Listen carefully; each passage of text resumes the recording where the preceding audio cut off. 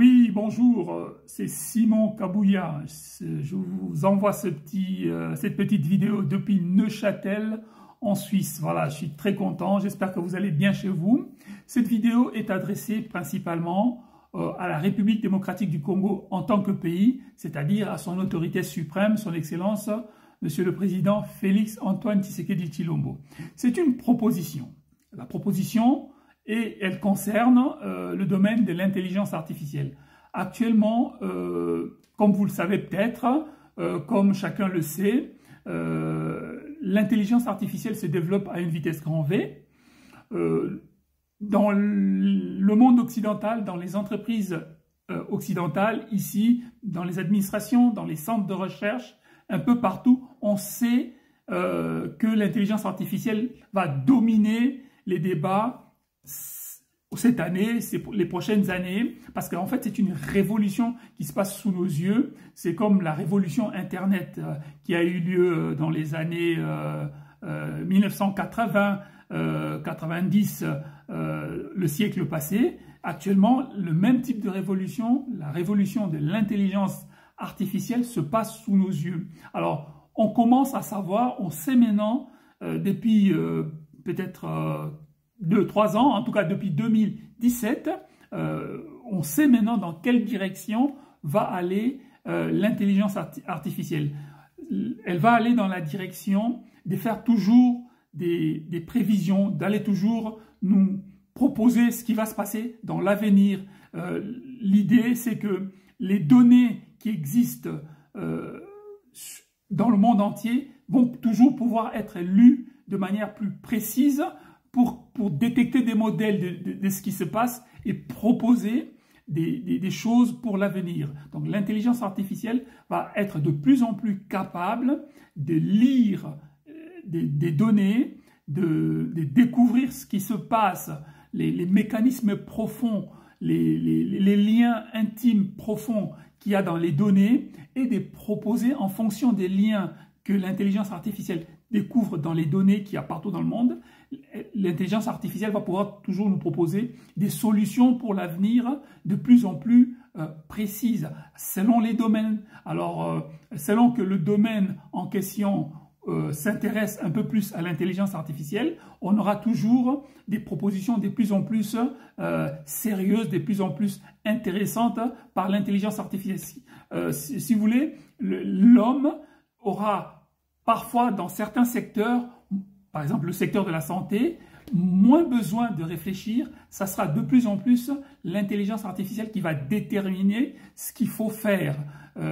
C'est ça la tendance en fait, hein. Ça s'appelle l'intelligence artificielle générative. Donc on aura toujours tendance à déterminer avec l'aide de la machine ce qui est mieux à faire pour l'avenir proche, pour l'avenir moyen terme, pour l'avenir un peu plus long terme. Donc, les machines sont en train de devenir toujours de plus en plus efficaces pour réfléchir à notre place. Pas seulement pour faire de la prévision. Donc, il y a deux manières de faire de l'intelligence artificielle.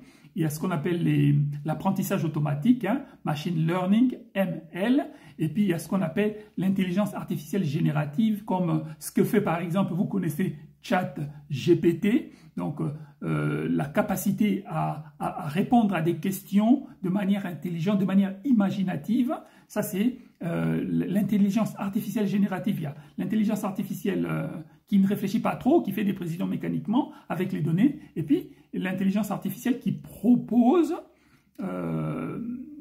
qui réfléchit à la place de l'individu, qui ne fait pas seulement des prévisions, qui réfléchit vraiment, qui a de la créativité dans la manière de faire. Donc ça, c'est les tendances lourdes de l'intelligence artificielle pour ces prochaines années. Alors, pour les pays en voie de développement, pour la République démocratique du Congo, c'est une opportunité. Il y a tellement de domaines, il y a beaucoup de domaines dans lesquels le pays, les individus, la société a montré ses limites à faire les choses comme il faut.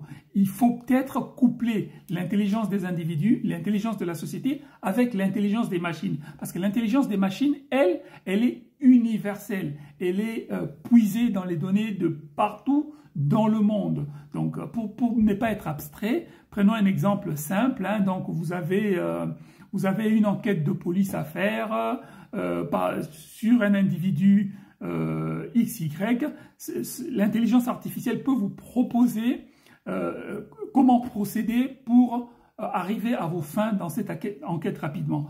Vous avez par exemple un secteur de l'économie, le secteur agricole par exemple, pour lequel vous voulez mettre des programmes performants. L'intelligence artificielle va aller lire dans les données qui sont partout dans le monde sur ce genre de programme agricole et va proposer des choses que vous pouvez mettre en place dans le cadre de votre programme en République démocratique du Congo.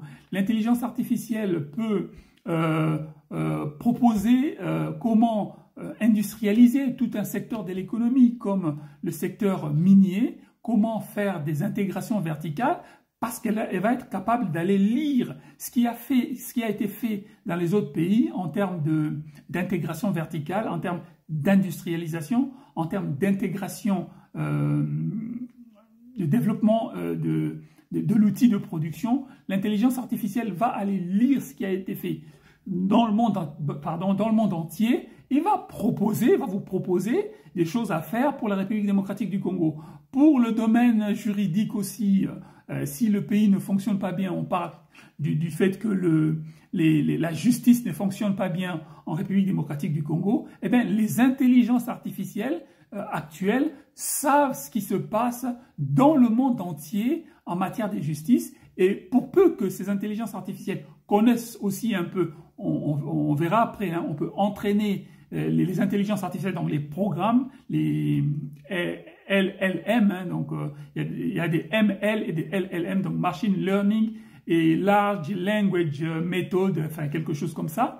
Donc il y a deux types de programmes d'intelligence artificielle, l'apprentissage automatique, donc Machine Learning, et puis l'intelligence générative, donc qui est dans les langages, les grandes méthodes de langage LLM, Large Language Method, comme le ChatGPT. Donc, le ChatGPT, à la différence des machine learning, a la capacité, ChatGPT et les autres LLM ont la capacité, donc les autres intelligences artificielles génératives ont la capacité de proposer des solutions imaginatives. Donc, ça sera toujours de plus en plus les machines qui vont nous aider à réfléchir. Et il y a des domaines pour lesquels nous pouvons confronter notre intelligence avec l'intelligence artificielle. Pourquoi pas? Pourquoi pas le faire?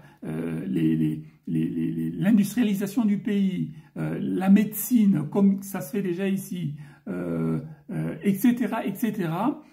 Il y aura toujours besoin de confronter ce que les individus pensent et c'est que les machines sont capables de penser parce que les machines sont déjà capables de penser de manière créative en plus, pas seulement de proposer des prévisions, mais de penser des situations de manière créative. Ça sera toujours possible, ça sera de plus en plus possible d'avoir des solutions que les machines proposent à confronter avec les solutions humaines. Donc il faut le faire, il faut faire ces programmes d'intelligence artificielle. Donc moi ce que je viens proposer c'est de commencer à le faire.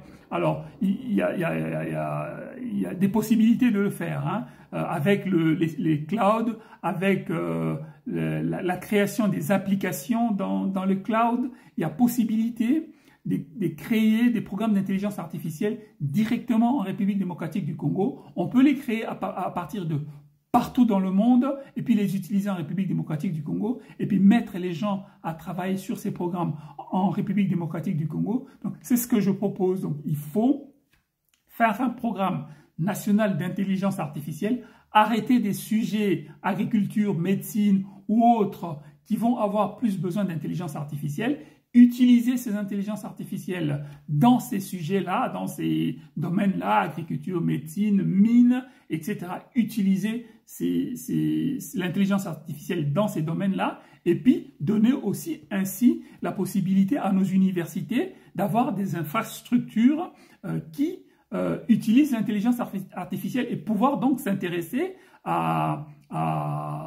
au côté technique de l'intelligence artificielle. Voilà, c'est la proposition que je fais. Alors, contactez-moi directement au numéro